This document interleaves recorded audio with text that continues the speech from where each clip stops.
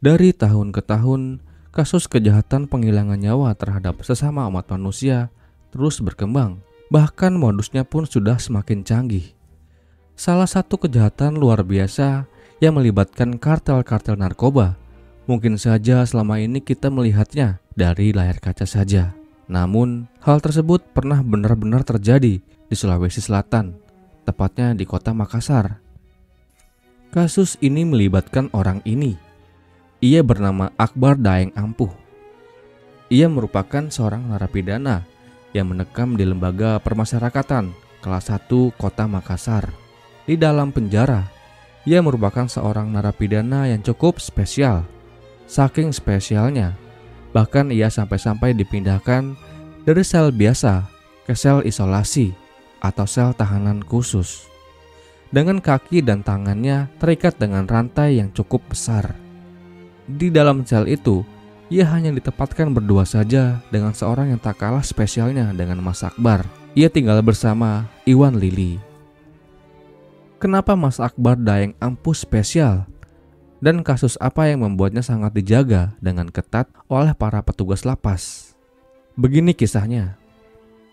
Kisah ini akan kita mulai dengan berkenalan dengan seorang pemuda yang bernama Ahmad Fahri alias Desta. Ia merupakan seorang pemuda yang hari-harinya diisi dengan berjualan ikan di sebuah pasar di kota Kendari. Selain berjualan ikan di sebuah pasar di kota Kendari, Mas Fahri ternyata punya pekerjaan sampingan, yaitu menjadi pengedar narkoba. Ia sudah menggeluti bisnis hitam itu sejak tahun 2012. Tak terhitung berapa banyak jumlah pelanggan produk haram yang ia jual tersebut. Dikarenakan terlibat sebuah masalah yang berhubungan dengan narkoba, kemudian ia bermaksud untuk kembali ke kota Makassar ke rumah orang tuanya tinggal. Kebetulan rumah orang tua Mas Fahri dekat dengan rumah kakeknya yang bernama Haji Sanusi di Jalan Tinumbu Lorong 166B, Kota Makassar, Sulawesi Selatan. Di sana sang kakek Haji Sanusi tinggal bersama dengan Hajah Bondeng, 65 tahun, yang adalah nenek dari Mas Fahri. Ibu Musdalifah, 40 tahun, bibi Mas Fahri. Namira Ramadina, 24 tahun, dan Hizaz, 5 tahun, yang merupakan sepupu dari Mas Fahri. Kehidupan baru yang ia jalani di kota Makassar membuatnya harus kembali memutar otak untuk bekerja dan menghasilkan uang. Namun karena di Makassar tak ada pekerjaan yang cocok dengan Mas Fahri, kemudian ia pun kembali menjadi pengedar narkoba. Ia kemudian bertemu dengan bandar narkoba yang siap memasok segala kebutuhan narkoba kepada pelanggan Mas Fahri. Namun, setelah beberapa tahun berjalan, bisnis narkoba yang ia jalani harus berakhir dikarenakan Mas Fahri melakukan kecurangan atas barang dagangannya itu kepada sang bandar.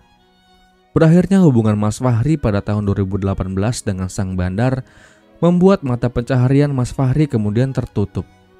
Pasokan narkoba tak lagi ia dapat, sedangkan pelanggan Mas Fahri terus memaksa agar Mas Fahri memberikan stoknya kepada pelanggan-pelanggannya. Sempat dikejar-kejar oleh para pelanggan, membuat Mas Fahri frustrasi dan kemudian harus berpikir dengan keras mencari bandar baru untuk memasok barang haram itu.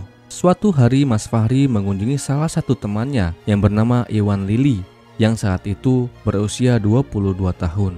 Ia dijebloskan ke penjara karena kasus pembunuhan yang melibatkan geng motor yang ia kepalainya. Sesampainya di ruang besuk lapas kota Makassar, ia pun berbincang-bincang tentang masalah-masalah yang ia hadapi saat itu, termasuk masalah terkait narkoba dan hilangnya sang bandar pemasoknya.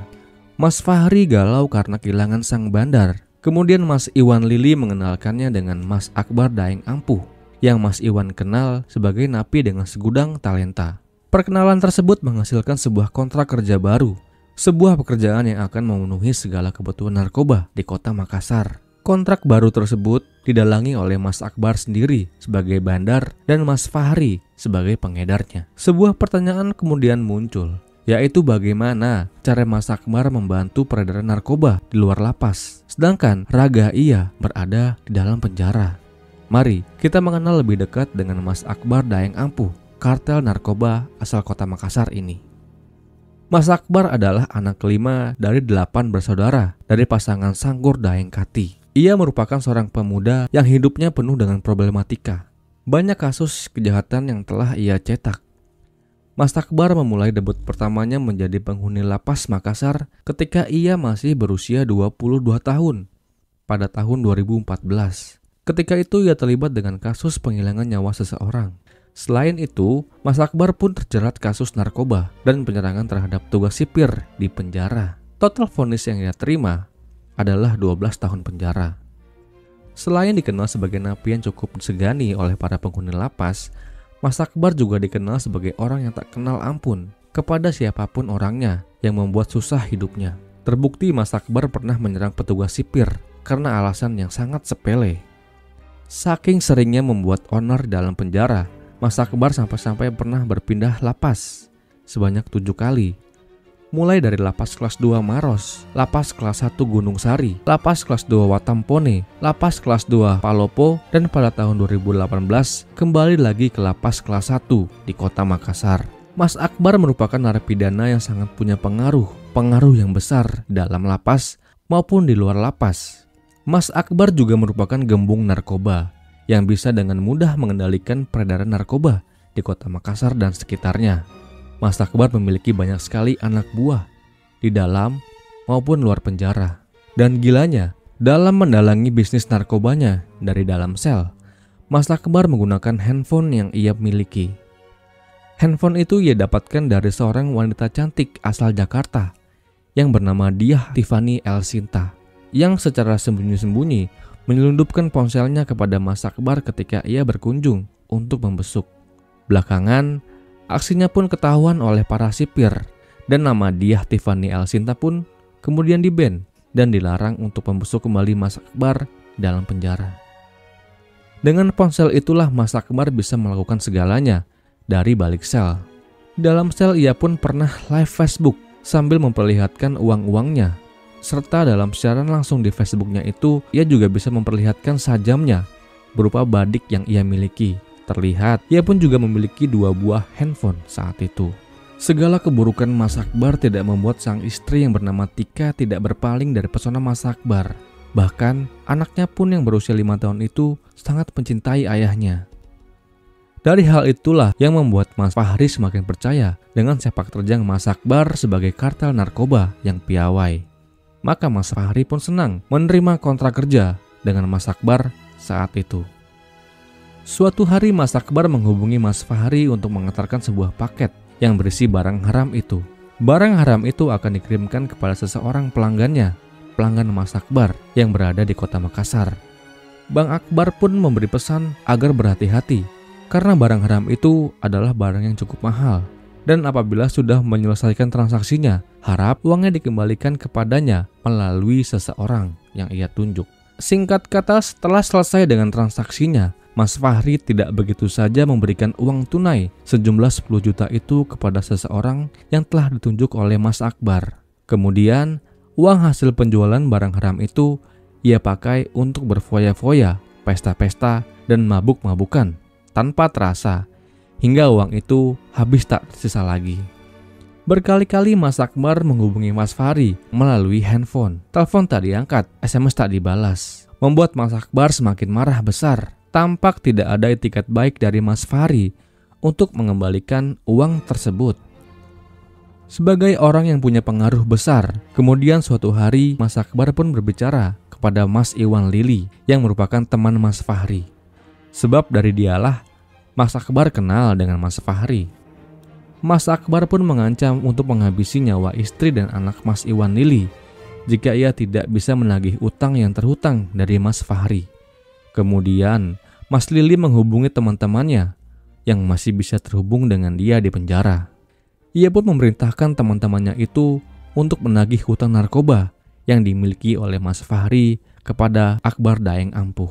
Saat itu, Rizwan, Olong, Wandi, Said, dan Ambang pada tanggal 4 Agustus 2018 berhasil menemukan Mas Fahri. Ketika itu mereka pun menagihkan hutang si bos kartel narkoba tersebut. Namun Mas Fahri lagi-lagi mengelak dan terjadilah peristiwa pengeroyokan di malam itu. Namun beruntung, Mas Fahri saat itu masih bisa melarikan diri. Sempat dikejar, namun ia berhasil lolos. Kemudian Mas Fahri melarikan diri ke rumah kakeknya Haji Sanusi karena ketakutan.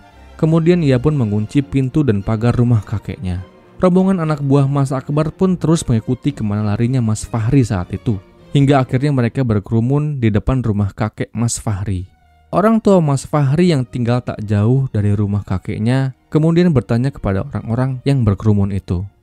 Setelah menerima penjelasan, akhirnya ayah Mas Fahri menyanggupi untuk membayar segala hutang narkoba yang dimiliki oleh Mas Fahri kepada Mas Akbar. Tanggal 5 Agustus tahun 2018, tepat esok harinya, Mas Akbar pun menelpon seseorang yang bernama Andi Muhammad Ilham alias Ilo dari dalam balik sel. Ia mengabarkan bahwa ia baru saja menerima kabar dari mata-matanya bahwa Mas Fahri akan melarikan diri ke Kendari. Kemudian Mas Akbar pun memerintahkan anak buahnya itu untuk menuntaskan masalah ini. Kemudian Andi Muhammad Ilham menghubungi temannya yang bernama Rama untuk melanjutkan rencana demi rencana selanjutnya, yaitu membakar rumah Haji Sanusi, kakek Mas Fahri. Sebelum kejadian, anak buah Mas Akbar ini pun sempat melakukan cek dan recheck terkait di mana posisi Mas Fahri saat itu, karena mereka tak mau Mas Fahri bisa lolos untuk kedua kalinya. Tak lupa sebelum melakukan pembakaran rumah tersebut, para pelaku terlebih dahulu berpesta narkoba biar lebih santai dan percaya diri katanya. Setelah memastikan posisi persis di mana Mas Fahri berada, kemudian Andi Ilham dan Rama segera menyiapkan bensin. Dan di malam itu juga, mereka dengan keji membakar rumah yang ditinggali oleh keluarga Bapak Haji Sanusi. Saat itu di dalam rumah terdapat 6 anggota keluarga, termasuk kakek Sanusi 70 tahun, istrinya Hajah Bondeng, Mas Fahri sendiri, Musdalifah, Namira, serta balita Ijaz yang saat itu berusia 5 tahun. Pada awalnya, kejadian kebakaran tersebut diduga karena adanya konsleting listrik. Dan karena kejadian itu terjadi pada tengah malam, maka usaha penyelamatan para korban pun agak tersendat. Korban yang berjumlah 6 orang itu ditemukan tewas di reruntuhan rumah tersebut. Tetapi ada yang janggal guys. Ada hal yang tak lazim yang didapatkan di tubuh korban Mas Fahri dan kakek Haji Sanusi. Pihak keluarga pun mengatakan, tubuh Mas Fahri yang ditemukan sudah tak berbentuk itu ditemukan juga sebuah tambang yang melilit lehernya dengan keras. Lalu sang kakek juga ditemukan dalam keadaan di mana seluruh organ dalam perutnya terburai keluar. Kuat dugaan guys, 2 korban ini dieksekusi oleh para pelaku. Setelah itu kemudian pelaku membakar rumah tersebut. Keterangan ini pun juga diperkuat dengan keterangan pacar korban Namira. Sebelum tewas, Namira Ramadina sempat menghubungi pacarnya untuk memberitahukan kondisinya bahwa saat itu ia tengah dikepung oleh si jago merah. Pintu pun terkunci dari luar. Seseorang telah mengunci ia dan keluarga besarnya dari luar rumah, sehingga mereka tak bisa kemana-mana. Di dalam telepon itu, akhirnya Namira pamit kepada pacarnya, pamit untuk selama-lamanya.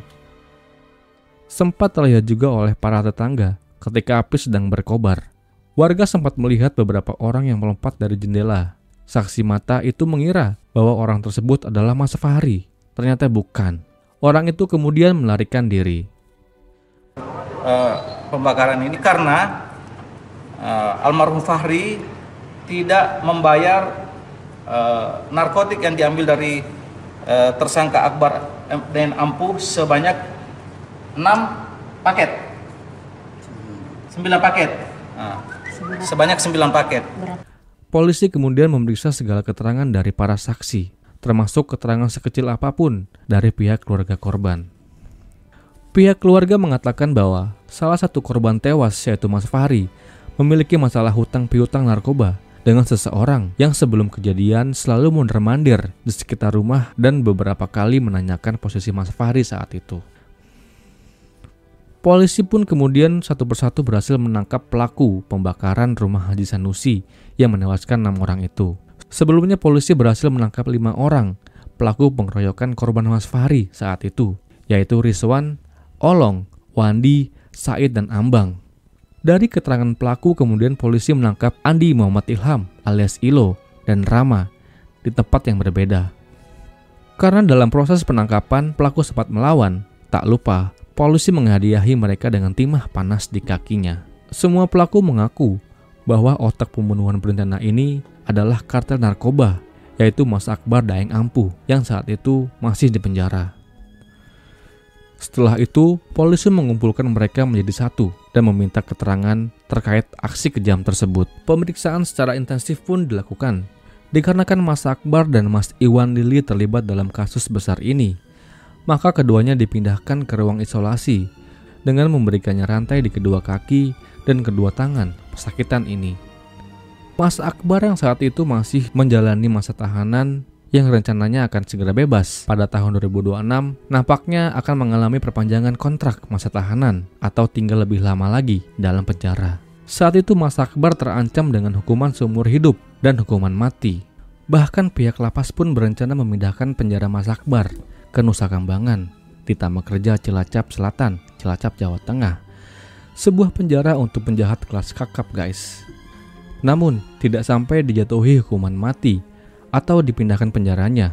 Pagi itu, saat itu, tanggal 22 Oktober tahun 2018, Mas Akbar ditemukan tewas. Ia diduga melakukan bunuh diri dengan rantai yang membelenggu tangan dan kakinya, yang ia sengaja lilitkan ke lehernya sendiri. Jasadnya ditemukan oleh petugas sipir penjara. Lalu bagaimana dengan dua eksekutor, Andi dan Rahma? Mereka semua mendapatkan hukuman maksimal, yaitu hukuman mati. Dan itulah akhir dari kisah kasus gembong kartel narkoba asal Makassar, guys. Sungguh bisa menjadi pelajaran bagi kita semua tentang bagaimana hidup dengan aman, damai, dan sentosa. Terima kasih telah menonton sampai menit ini. Jangan lupa untuk subscribe, like, dan share. Karena dengan itu semua, channel ini akan terus bisa berkembang. Mohon maaf jika ada salah-salah kata dan salah memberikan informasi. Sampai di sini saja. Sampai jumpa di video selanjutnya. Bye-bye.